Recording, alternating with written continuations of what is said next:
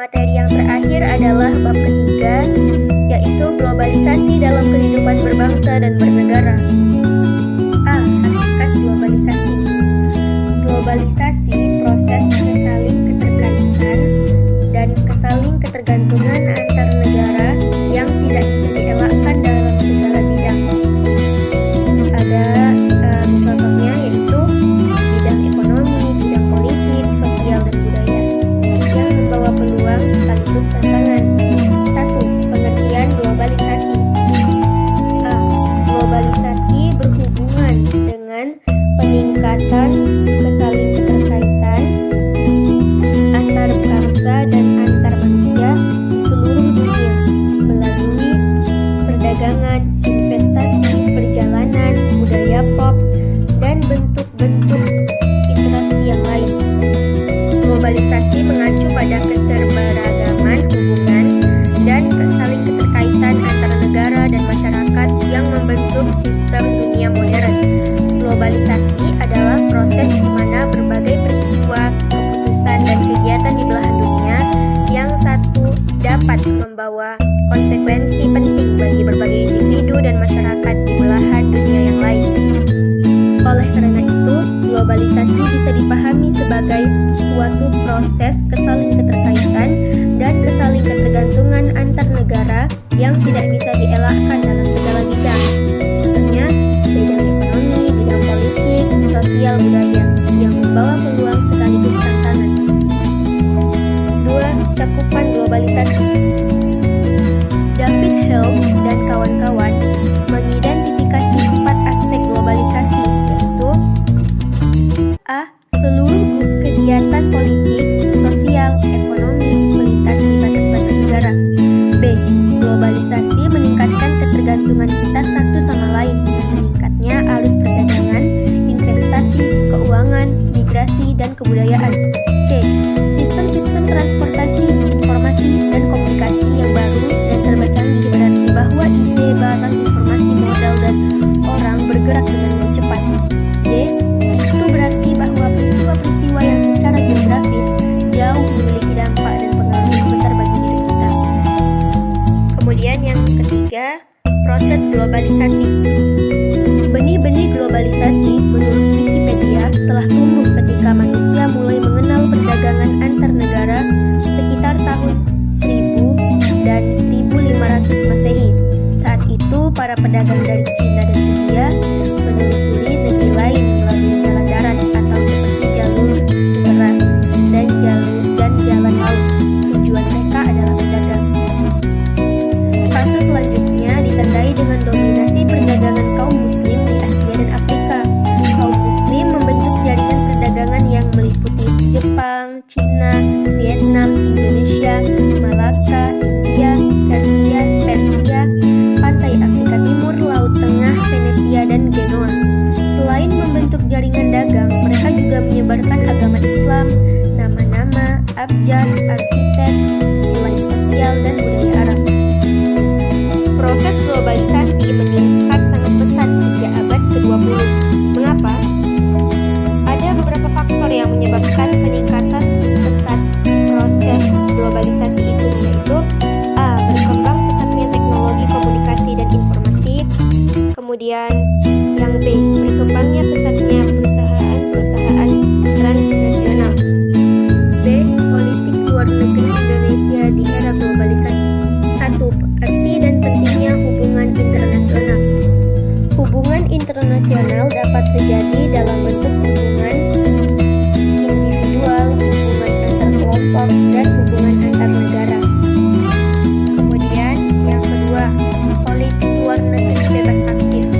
Politik luar negeri adalah sikap dasar yang dianut sebuah negara dalam menanggapi kondisi dunia.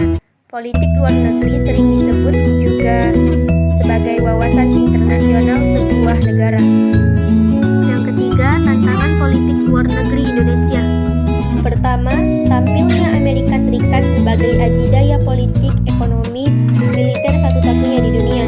Yang kedua, menguatnya gejala kesaling ketergantungan dan kesaling keterkaitan antar negara di berbagai bidang dengan berbagai dampaknya. Hal itu membawa tantangan.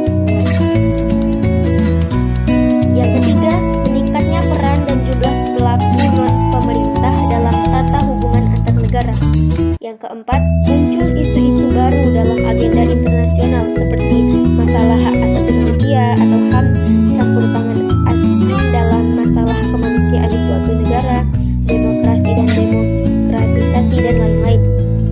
C. Dampak globalisasi di berbagai bidang. Dampak adalah pengaruh kuat yang mendatangkan akibat positif maupun negatif. Sedangkan dampak globalisasi adalah pengaruh kuat globalisasi yang mendatangkan akibat positif atau negatif di berbagai bidang kehidupan. 1. Dampak globalisasi di bidang ekonomi. Menurut Tanri Abeng, perwujudan nyata globalisasi ekonomi antara lain dalam 5 bentuk berikut. Yang pertama, globalisasi produksi, globalisasi pembiayaan, globalisasi tenaga kerja, globalisasi jaringan informasi, dan globalisasi perdagangan. Kemudian yang kedua, dampak globalisasi di bidang politik. Dampaknya yang pertama adalah perusahaan-perusahaan multinasional baru akan menanamkan modalnya di Indonesia kalau pemerintah mematuhi syarat-syarat mereka. Yang kedua, dunia internasional memantau jalannya demokrasi di Indonesia.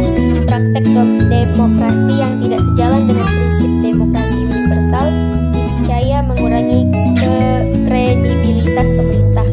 Yang ketiga, masalah hak asasi manusia atau HAM yang terjadi di Indonesia mendapat sorotan dunia internasional. Ada kasus HAM di Aceh, Papua, Atambua, dan Poso. Yang keempat, dulu masalah dalam negeri kita anggap sebagai masalah kita saja. Dalam era globalisasi ini, masalah dalam negeri bisa menjadi masalah internasional. Bencana alam dan ketidakadilan yang menimpa orang-orang di belahan bumi lain tidak lagi dianggap melulu sebagai bencana mereka, melainkan menjadi bencana bersama. Karenanya memerlukan kerjasama internasional untuk memecahkannya. 3. Dampak globalisasi di bidang sosial atau budaya. Contohnya seperti model handphone atau HP. Orang-orang sering membeli HP dengan model terbaru, padahal yang lama masih berfungsi baik. Jadi seringkali orang memakai HP model terbaru karena gaya hidup, bukan karena benar-benar dibutuhkan. Itu adalah suatu pemborosan. Dan yang kedua contohnya adalah sebagian generasi muda ini tidak lagi tertarik terhadap kesenian daerah. Anak-anak muda lebih sering ke diskotik daripada menonton tarian daerah. Lebih suka makan di restoran mahal daripada makan masakan ibu sendiri.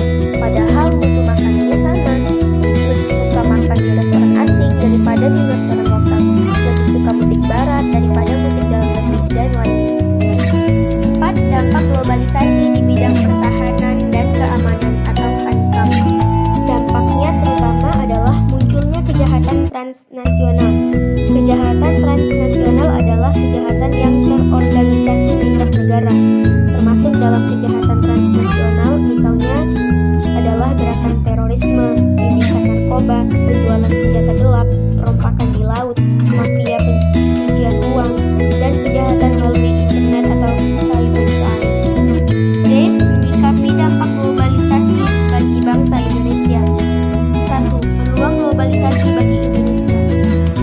Globalisasi membawa peluang bagi negara-negara, termasuk Indonesia. Peluang-peluang ini, kalau disikapi dengan baik, akan meningkatkan kesejahteraan. Beberapa peluang tersebut antara lain: A. Peluang pasar bebas harga dan mutu produk yang bersaing. B. Peluang ekspor. C. Modal pembangunan capital inflow. D. Membuka lapangan kerja. 2. Tantangan globalisasi bagi Indonesia. Tantangannya antara lain yaitu pasar bebas yang timpang.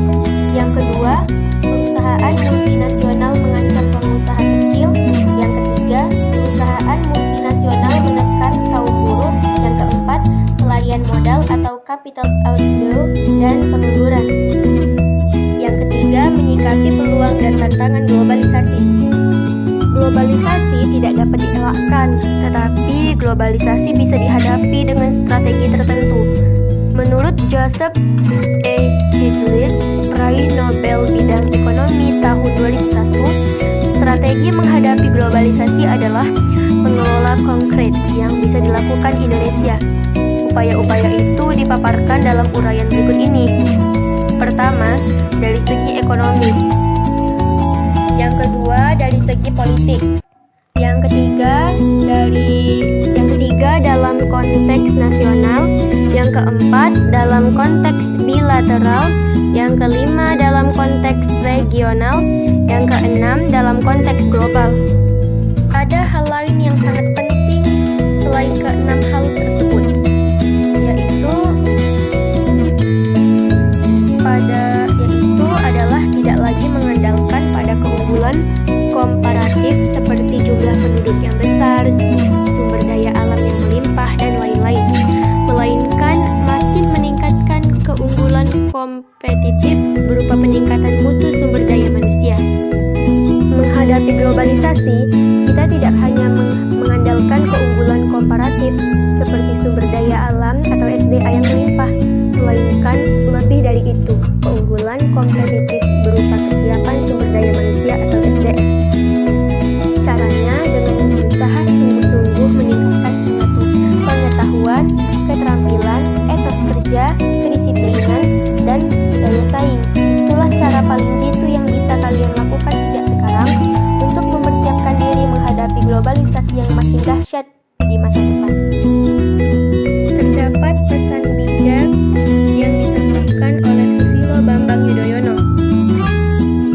Beliau berkata, bangsa yang cerdas adalah era globalisasi, bukan bangsa yang terus mengeluh, menyerah, dan marah, tetapi bangsa yang mampu mengalirkan sumber-sumber kesejahteraan yang tersedia di arena global itu. Teknologi, modal, atau informasi, semua kita gunakan dengan baik, guna meningkatkan kesejahteraan dan kepentingan kita. Jangan mau jadi orang yang kalah, mari kita menjadi pemenang dalam globalisasi ini. Sekian rangkuman dari Auni. Rangkuman dari bab 3 bisa dilihat di halaman 107 atau intisarinya. Sekian Bu, rangkuman bab 1, bab 2, dan bab 3 PKN dari Auni. Lebih dari kurang mohon dimaafkan apabila ada kesalahan kata atau gambar yang tidak jelas. Mohon dimaafkan. Maaf ya Bu kalau videonya banyak karena yang mau dirangkum pun banyak juga Bu. Lebih kurang Auni mohon maaf. Pada Allah Auni mohon ampun. Assalamualaikum warahmatullahi wabarakatuh.